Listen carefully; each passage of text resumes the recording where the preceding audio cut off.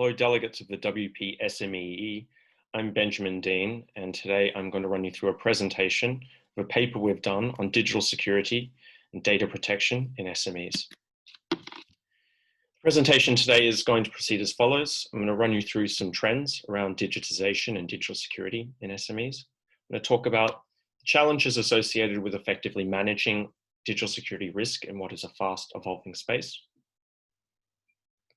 I'm going to run you through past policies that have been implemented to assist SMEs with their digital security risk management. And then I'm going to close with some questions for discussion. As enterprises adopt digital technologies, they are exposed to the risk and probability of digital security incidents. These two charts here illustrate this point. On the left, you've got the purchase of cloud computing.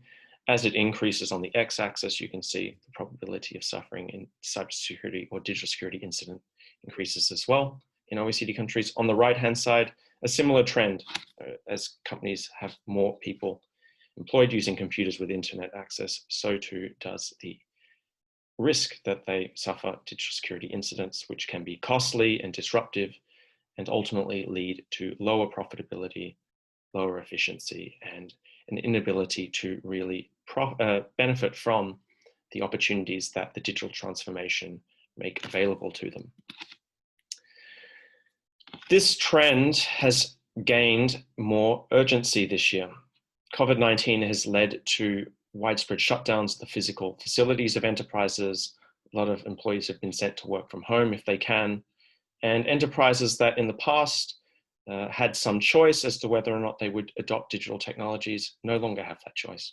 It is adopt these digital technologies or you won't be able to function as you did in the past.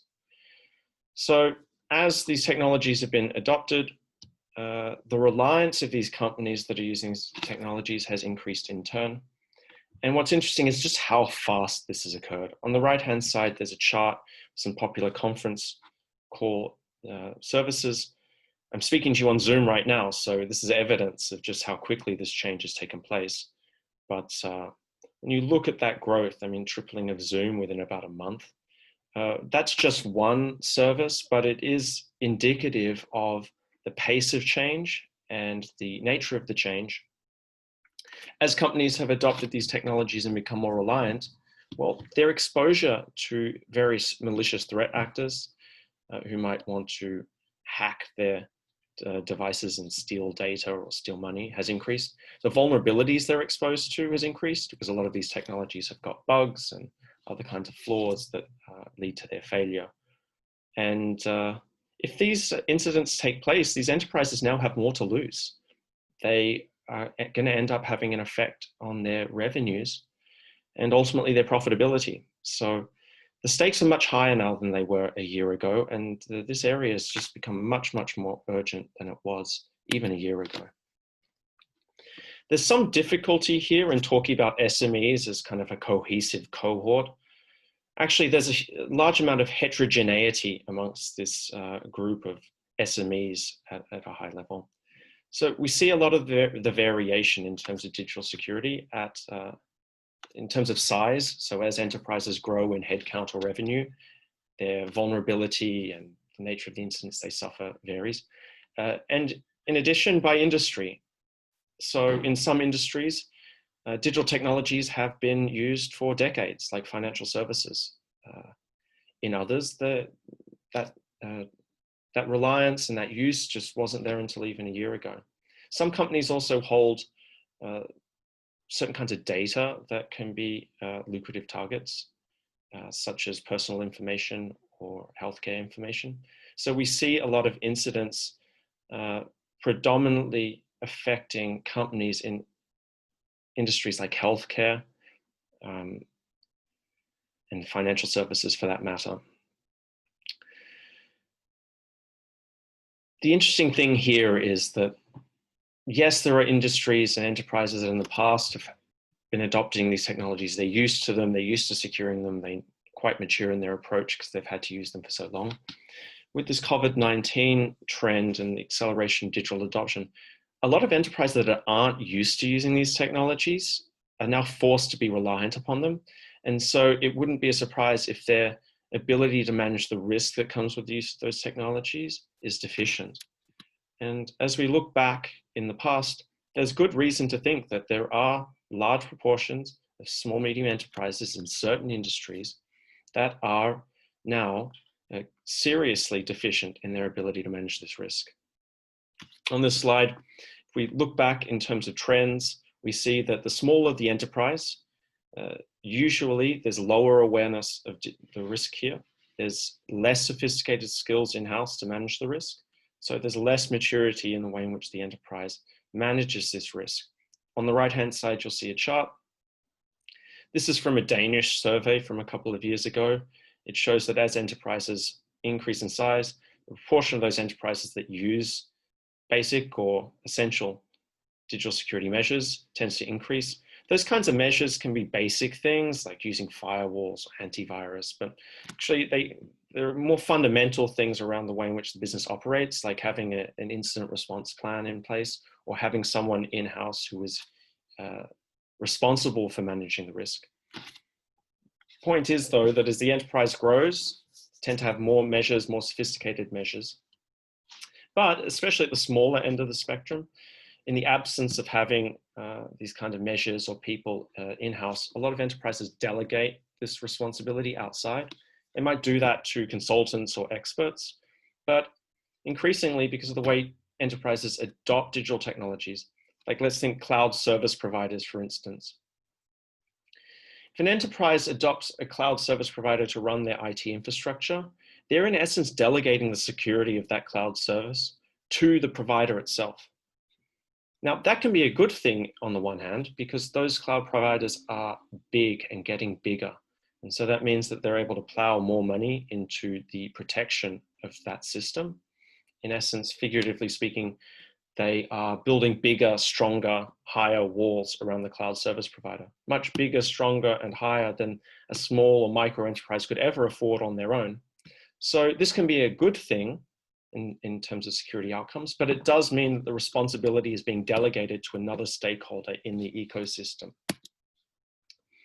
And so that points to one element here. It's that this is a complicated space. It is a fast evolving space. It's almost an ecosystem, and maintaining good digital hygiene, that's to say, sufficient digital security risk management practices is tricky. So the threat landscape changes quickly. You've got threat actors, usually criminal enterprises, that have to change their tactics and techniques so as to successfully infiltrate an enterprise and steal money or IP. You've got enterprises that in turn implement countermeasures to try and mitigate or reduce the probability that these attacks are successful. But because it's a cat and mouse game, the countermeasures can become obsolete quickly, and so on and so forth. It just keeps going round and round and round.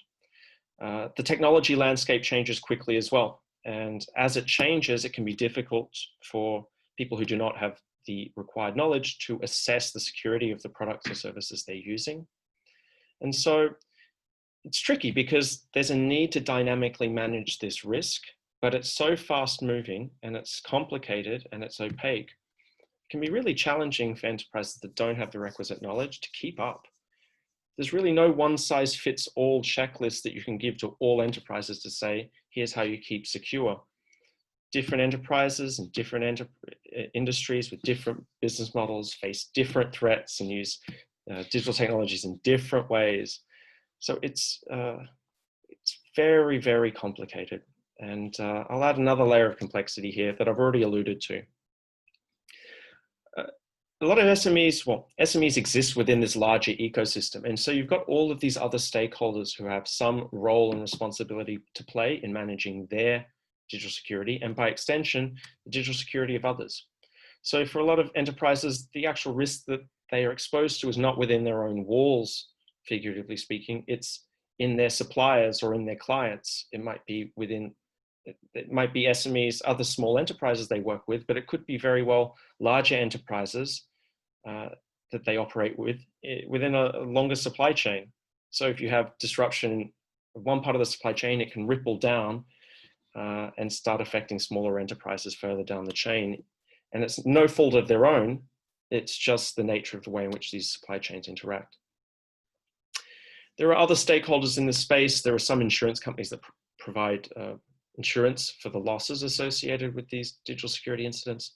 A little bit like your fire insurance, those insurance companies are saying the equivalent of, do you have fire smoke alarms in place?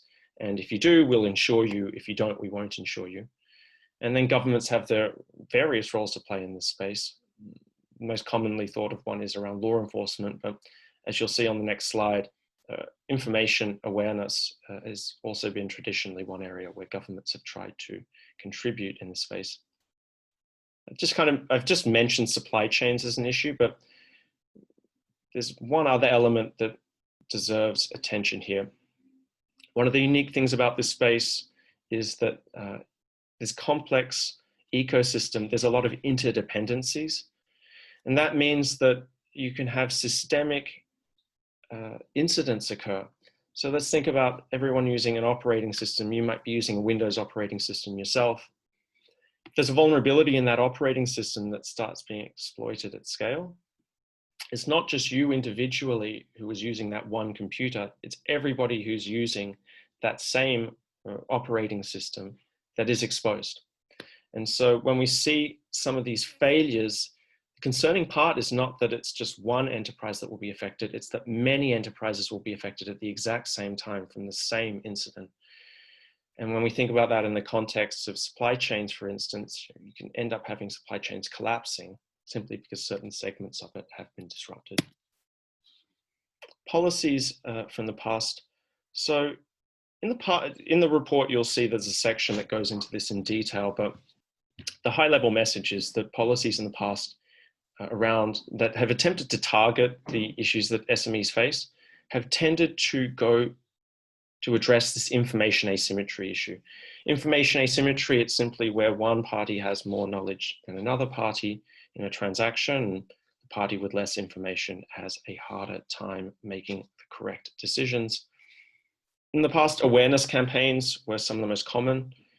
This is very similar to public safety or public health messaging, simply just trying to get people to be aware that they face this risk without telling them what to do.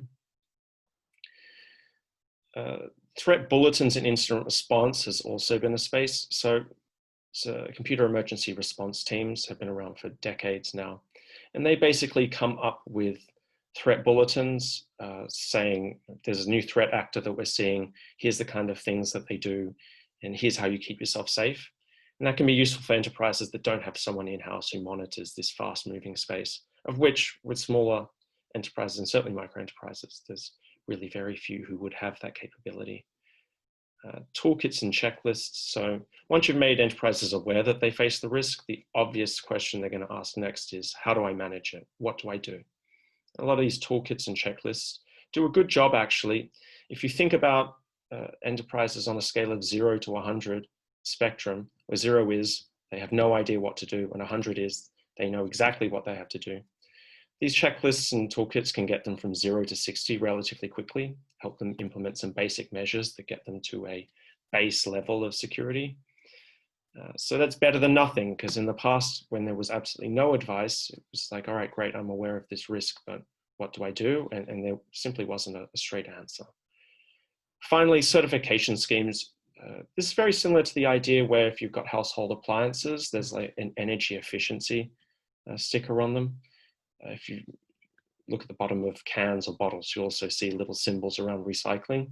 The idea is to help consumers who have relatively little knowledge quickly ascertain what the characteristics are of the product that they're purchasing. There's been a variety of countries, particularly in Europe, that have proposed certification schemes, similar certification schemes for digital security.